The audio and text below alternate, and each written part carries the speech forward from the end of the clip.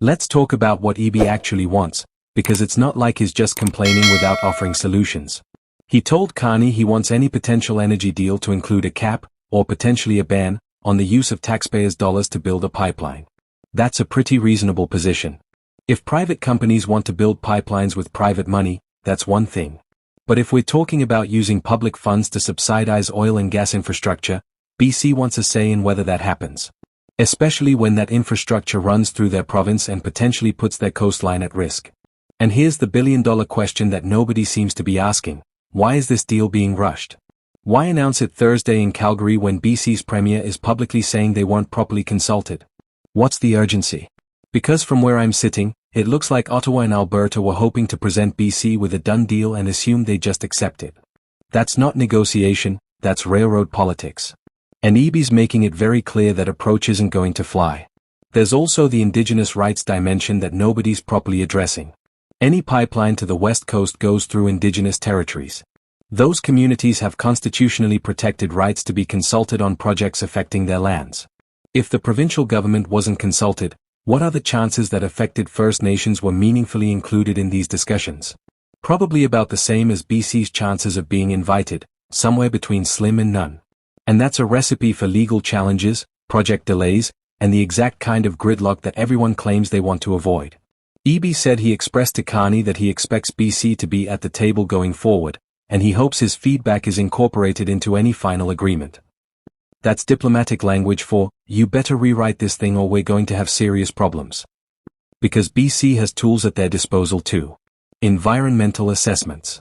Provincial permits. Legal challenges. Public opposition. If Eby decides to dig in his heels, this pipeline becomes exponentially more complicated, and Ottawa knows it. So here's where we are. Thursday's announcement is supposedly still happening, but now everyone knows that BC's Premier thinks the process has been unacceptable. Carney's in a tough spot. Does he delay the announcement to properly consult BC, which makes him look indecisive? Or does he go ahead with it and risk a full-blown federal-provincial conflict? Either way, this is what happens when you try to do infrastructure politics through backroom deals instead of proper consultation. You end up with angry premiers, media scrutiny, and a process that looks less like nation-building and more like amateur hour. What's your take? Should BC have been consulted from day one, or is Eby overreacting? And is it fair for him to point out that Quebec wouldn't be treated this way? Drop your thoughts in the comments because this conversation matters. If you found this breakdown valuable, smash that like button. Subscribe to Canadian Insights for multiple daily updates on Canadian politics, because trust me, with the way things are going, there's always more chaos coming. Hit that notification bell so you never miss an upload. Thanks for watching, and I'll catch you in the next one where we'll probably be discussing whatever federal-provincial disaster unfolds next. The federal government's role in this is equally messy. Ottawa is caught between competing provincial interests, Indigenous rights, environmental concerns, and economic pressures. It's like being the middle child in a family where everyone's fighting about who gets the car keys, except the car is worth billions of dollars and could potentially spill crude oil into the ocean. No pressure. Eby's frustration isn't just about being left out of the loop. It's about respect for provincial jurisdiction, proper consultation processes, and the potential fallout from this secretive approach. If First Nations communities feel blindsided by these discussions, it could undermine years of relationship building and create massive legal and political obstacles for future projects.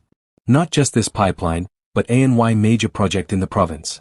That's not speculation, that's pretty much guaranteed based on how these things have played out historically. We've seen this movie before. Projects that ignore or minimize Indigenous consultation end up in court, face massive delays, or get cancelled entirely. It's happened with pipelines, mines, forestry operations, and basically every major resource project you can think of. The Supreme Court has been crystal clear about the duty to consult and accommodate Indigenous peoples. Trying to fast-track around that is like trying to speedrun a maze by running straight into walls.